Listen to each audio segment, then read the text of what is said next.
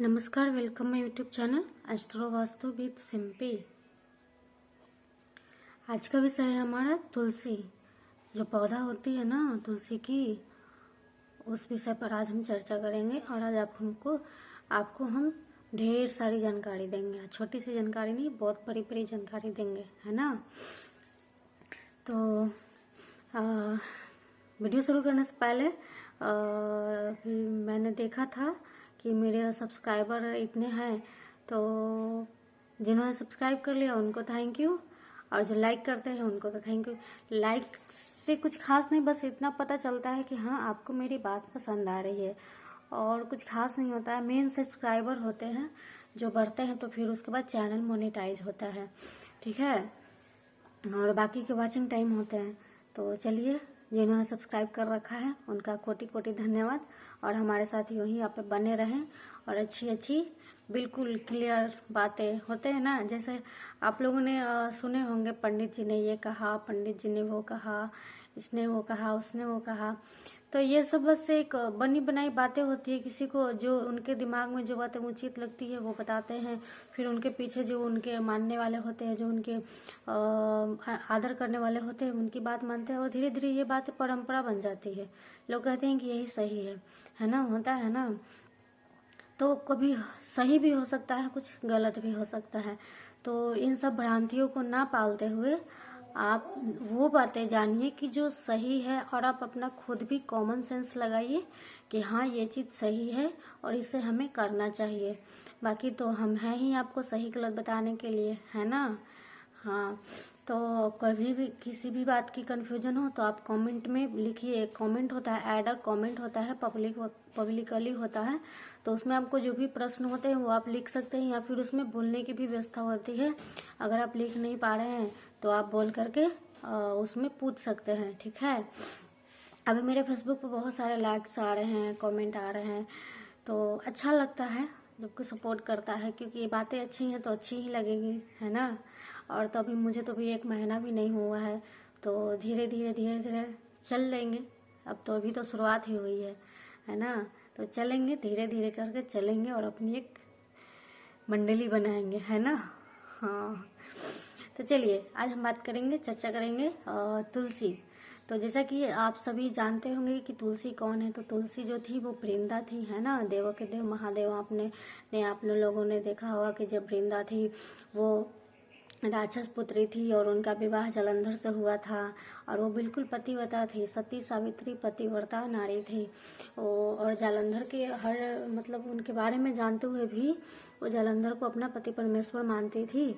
और जालंधर जो थे वो महादेव के अंश थे, लेकिन वो निगेटिविटी वाले थे, वो राक्षस कुल में थे, पैदा हुए थे। तो वो महादेव के अंश होते हुए भी महादेव को उनका संहार करना पड़ा था। तो इन सब की बहुत लंबी कहानी है कि किस तरह भगवान विष्णु जलंधर का रूप लिए, उसके बाद फिर वृंदा के पास गए। तो जब महादेव और जलंधर के बीच में युद्ध हो रहा था, तो वृंदा ने एक संकल्प लिया था कि जब तक मेरे स्वामी विजय होकर वापस नहीं आएंगे, मैं अपनी पूजा की चौकी पर से नहीं उठूंगी। मैं तब तक तप करती रहूंगी, तपस्या करती रहूंगी। तो भगवान विष्णु थे सभी। बहुत सारे ऐसे पौराणिक कथाएं हैं, या फिर बहुत सारे ऐसे धार्मिक सीरियल्स हैं, तो उसमें दिखाए जाते हैं कि श्री कृष्ण भगवान जब सब कुछ से देवी देवता असफल हो जाते हैं, तो कृष्ण भगवान को बोलते हैं कि आप छल कीजिए, है ना। तो इस छल के कारण कृष्ण भगवान को कितनी बार, विष्णु भगवान को कितनी बार कितने लोगों के श्राप भी मिले हैं, और उनके कारण उनको बहुत सारी परेशानियां हुई। मतलब परेशानियां क्या कह सकते हैं, एक तरह से सृष्टि के विकास के लिए, सृष्टि की भलाई के लिए ही ये सब होता है। भले ही उस समय आदमी नहीं समझता है, लेकिन बाद में, अब मान लीजिए उस समय अगर विष्णु भगवान को श्राप नहीं मिला होता तो तुलसी हमें कैसे मिलती, शालिग्राम हमें कैसे मिलते, है ना। तो वो करते हैं, ये बात तो होती है, उनको थोड़ा बहुत भगवान को भी दुख होता है कि हमें ऐसा अपने भक्त के साथ करना पड़ रहा है, लेकिन वो कुछ सोच समझ कर ही करते हैं कि आगे इस जग की सृष्टि की भलाई के लिए एक व्यक्ति को दुख देना पड़ रहा है तो करना पड़ेगा। और भक्त को दुख होता है तो भगवान को भी दुख होता ही है ना। इस बहुत सारे कहानियां हैं, वृंदावन में कहानियां बहुत सारी हैं, मथुरा की कहानियां हैं, तो बहुत सी कहानियां हैं। तो वही थे। तो जब वृंदा जो थी वो तब पर बैठी हुई थी, तो उसी समय देवताओं की जो देवता है ना, स्वर्गलोक के देवता के कहने के अनुसार वो गए जालंधर का रूप लेकर के, और उन्होंने वृंदा को स्पर्श कर लिया था। तो वृंदा अपने पूजा तत्पर से उठी तो उनका तो संकल्प टूट गया था, और संकल्प टूटने के कारण वहीं पे जालंधर की हार हो गई थी, और महादेव ने जालंधर का संहार कर दिया था।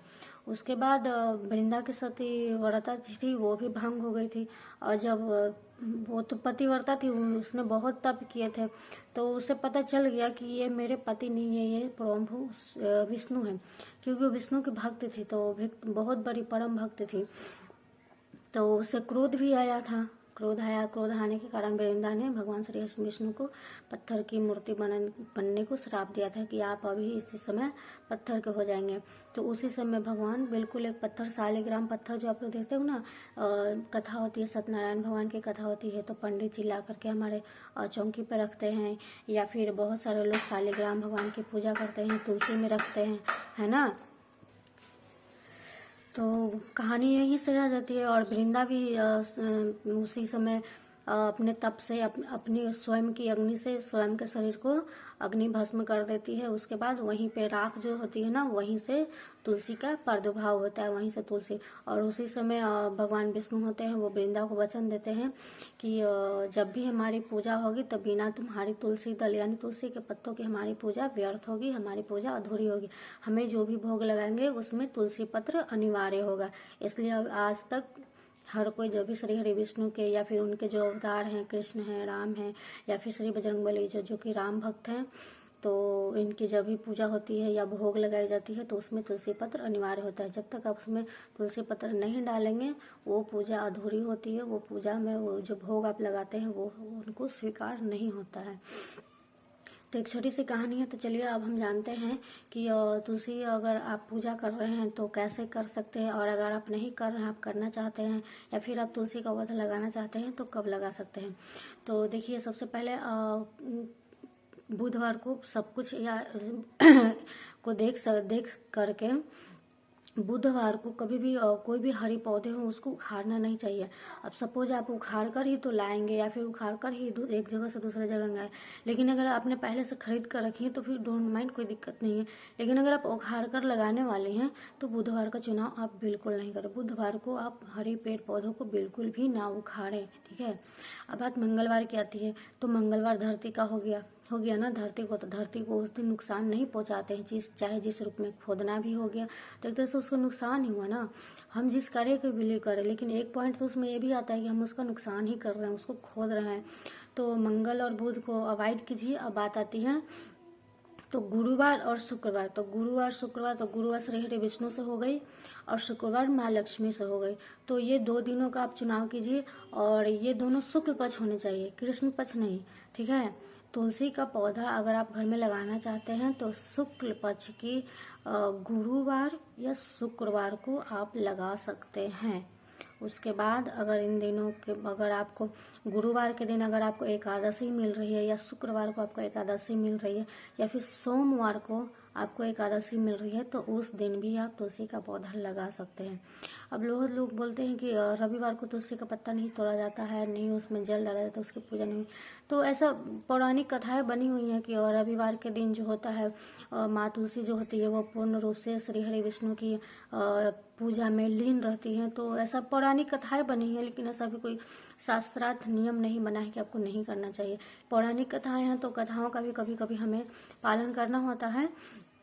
तो आप इतवार के दिन, मतलब होता है ना इतवार, संडे इतवार जिसको बोलते हैं, उस दिन आप तुलसी की पत्तियां ना तोड़ें। और बाकी दिन आप उसमें भी होती है बहुत सारी, एकादशी होती है, अमावस्या होती है, पूर्णिमा होती है, संक्रांति होती है। तो इन सब जो 4 तिथियां होती है उसमें तुलसी की पत्तियां तोड़ी नहीं जाती है। इसमें हमें दोष लगता है ना, इसमें हमको दोष लगता है। अब बात आती है कि जब आप तुलसी की पत्तियां तोड़ रहे हैं श्री हरि विष्णु के चढ़ाने, भोग लगाने के लिए, या फिर उनके मस्तक पे चढ़ाने के लिए, तुलसी का दल जो होता है ना जिसमें 3-4 पत्तियां सहित होती हैं उसको दल बोलते हैं। तो जो दल होता है वो श्री हरि विष्णु के मस्तक पे चढ़ाए जाते हैं। तो वो आप तोड़ते समय एक सबसे पहले तो आप आज्ञा मांगे कि हे तुलसी माँ, हम आपके पत्तियां तोड़ रहे हैं, हमें आज्ञा दीजिए। और जब आप तोड़ रहे हैं ना तो उसमें नाखून से नहीं तोड़ना है, ठीक है, नाखून से नहीं तोड़ना है, आपको ऐसे करके तोड़ना है, उंगली से। तो जब आप तोड़ रहे हो ना तो उस समय आप एक मंत्र का उच्चारण करेंगे, ओम नमो भगवते वासुदेवाय। ठीक है, एक मंत्र है, श्री हरि विष्णु का मंत्र है। ये मंत्र के साथ आप पत्तियां तोड़ेंगे और उसके बाद आप उनको धो करके श्री हरि विष्णु के भोग में लगाएं या फिर मस्तक पर चढ़ाएं। ठीक है, और संध्या सांझ दिया होती है तो सांझ दिया को भी आप डेली तुलसी में आप लगाइए। तुलसी की सेवा एक दाम्पत्य जीवन का सुखमय का प्रतीक होता है।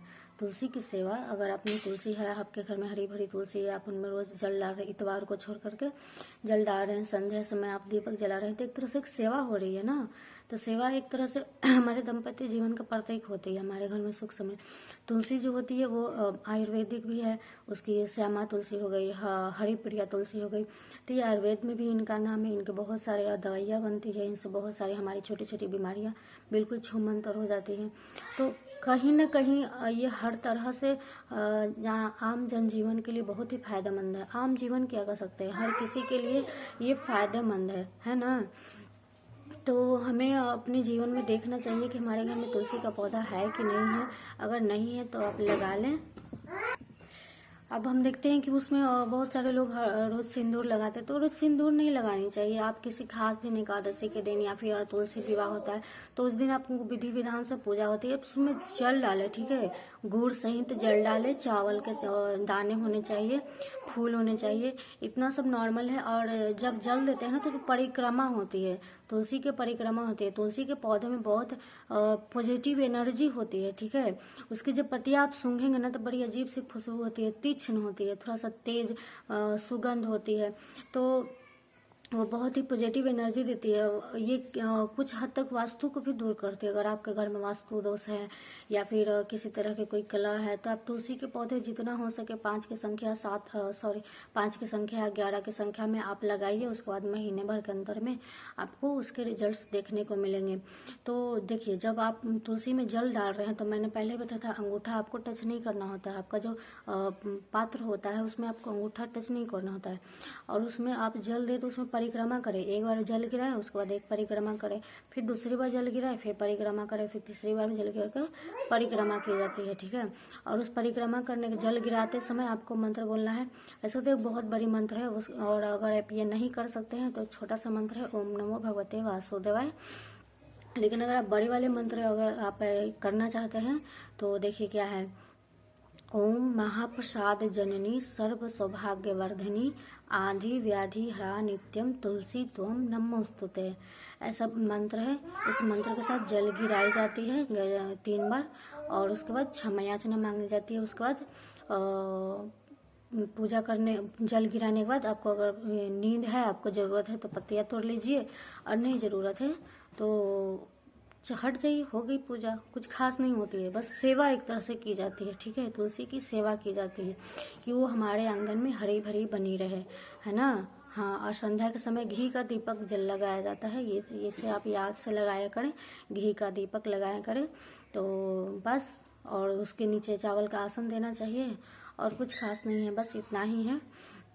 बस आपको ध्यान रखना है रविवार को कि रविवार को आपको जल नहीं देना है, और उसमें उसकी पत्तियां नहीं तोड़नी है। और तुलसी की पत्तियां जो होती है ना वो शास्त्रों में बनाई गई, नियम बनाया गया कि 10 से 11 दिन के बीच पत्तियां को आप इस्तेमाल कर सकते हैं। जैसे आज आपने कोई पत्ती तोड़ी है, उसको आपने प्रभु के भोग लगाए हैं, तो उस पत्ती को आप अच्छे से संभाल कर रख ले, उसको अगले दिन आप धो करके वापस से भोग लगा सकते हैं। ये 10 दिनों तक खराब नहीं होती है। ठीक है, अगर आप इसे अच्छे से रखते हैं तो बिल्कुल शुद्धता से आप रखते हैं तो इसकी पत्तियां खराब नहीं होती है। क्योंकि बहुत सारे ऐसे दिन हो जाते हैं जिसमें तोड़ना नहीं होता है ना, 3-4 तिथियां आ जाती हैं तो तोड़ना नहीं होता है। तो ये सब मैंने बता दी। आप गुरुवार और शुक्रवार का चुनाव करें, शुक्ल पक्ष का चुनाव करें। और तुलसी जी का जो पौधा होता है ना, उसके जो नीचे जो मोटे मोटे जो डंठल होते हैं नीचे से, उसमें आप लाल जो चुनरी होती है वो चुनरी आप उनको बांध दें। इससे थोड़ा अच्छा भी लगता है, और एक तरह से हम उनको वस्त्र दान भी करते हैं, तो एक तरह से ये हमारे लिए पुण्य फलदायी होता है। तो बस ये छोटी सी जानकारी थी। आपको कैसी लगी आप मुझे कमेंट करके ज़रूर बताइएगा। ठीक है, चलिए सबको राधे राधे।